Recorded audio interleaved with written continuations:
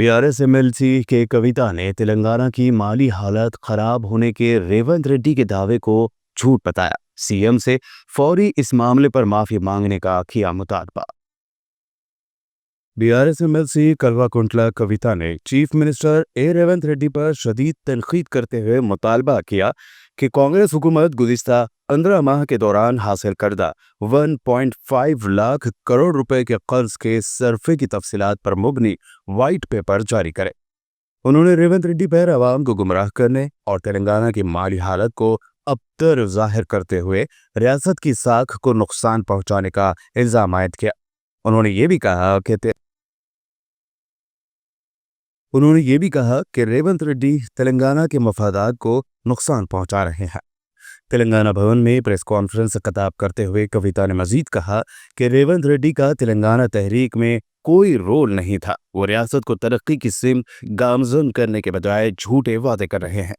उन्होंने हाल ही में दिल्ली में गलत बयानी से काम लिया कि तेलंगाना शदीद माली बहरान का शिकार है।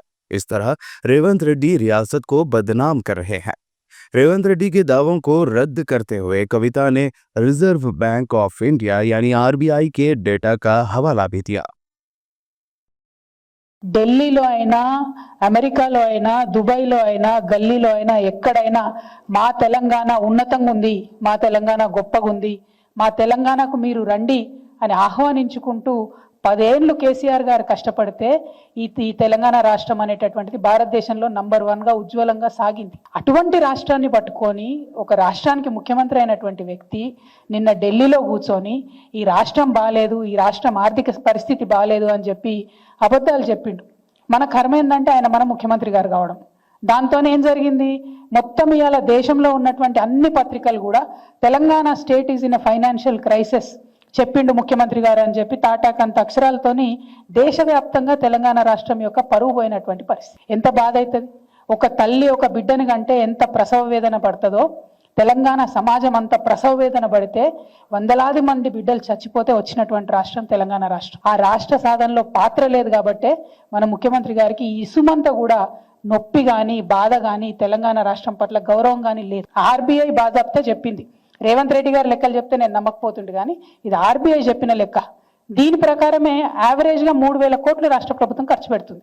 అంటే మరి ముఖ్యమంత్రి గారికి ఈ లెక్క తెలియదా? ఎవరు ఖర్చు పెడుతున్నారు, ఇది ఎక్కడ ఖర్చు అవుతుంది, ఈ విషయం మీద ముఖ్యమంత్రి గారికి అవగాహన లేదా? వారు క్లారిటీ ఇవ్వాలి. ఎందుకంటే మీరు నేషనల్ మీడియాలో కూర్చొని ఒక ముఖ్యమంత్రి స్థాయి అయి ఉండి 500 కోట్లు కూడా నేను ఖర్చు పెట్టలేకపోతున్నా అని చెప్తున్నాను. ఎందుకు ఈ మాట చెప్పిండు ముఖ్యమంత్రి గారు అంటే, ఆ వ్యక్తి ఆ విలేకరు అడిగిండు, ఏమైనా మీరు మహిళలకు డబ్బులు ఇస్తామంటారు, రైతులకు ఇస్తామంటారు, ఉద్యోగాలు ఇస్తామంటారు, ఇవన్నీ చెప్పొచ్చిండ్రు, ఇన్ని సంక్షేమ పథకాలు చేపడతామని చెప్పొచ్చిరు కదా, మరి మీరు ఎందుకు ఇస్తలేరు మహిళలకు 2,500 అని అడిగితే అది తప్పించుకోవడానికి అప్పటికప్పుడు బయటపడడానికి ఏం చెప్తాడంటే 500 కోట్ల కన్నా ఎక్కువ ఖర్చు పెట్టడం నా దగ్గర డబ్బులు లేవు, మా రాష్ట్రం బాగలేదు, మా రాష్ట్రం ఫైనాన్షియల్ సిచ్యువేషన్ బాగాలేదని చెప్పారు. ఇంతకన్నా దౌర్భాగ్యం ఉంటుందా? నీకు నికరంగా ఆదాయం 12,000 కోట్లు వస్తున్నాయి, 18,800 కోట్లలో 6,000 ఖర్చు పెట్టంగా 12,000 కోట్లు మిగులుతున్నాయి, 3,000 కోట్లు ఆల్రెడీ మీరు స్పెండ్ చేస్తున్నారని ఆర్బీఐ లెక్కలు చెప్తుంది. ఇంత దౌర్భాగ్యం ఏందని చెప్పి నేను ముఖ్యమంత్రి గారిని నేను ప్రశ్నిస్తా ఉన్నా. దరిద్రం అనేటటువంటిది మన ఆలోచనలనే ఉంటుంది, తెలంగాణ రాష్ట్రంలో లేదు. తెలంగాణ రాష్ట్రాన్ని కేసీఆర్ గారు ఒక స్థాయి వరకు తీసుకొచ్చి నిలబెట్టిండ్రు. ఇప్పుడు దాన్ని మొత్తం పడగొట్టాలి, అదేం బాగలేదని చెప్పాలనే ప్రయత్నంలో మన సొంత రాష్ట్రాన్ని అవమానిస్తున్నటువంటి ముఖ్యమంత్రి గారి వైఖరిని ఈ సందర్భంగా నేను తీవ్రంగా ఖండిస్తా ఉన్నాను.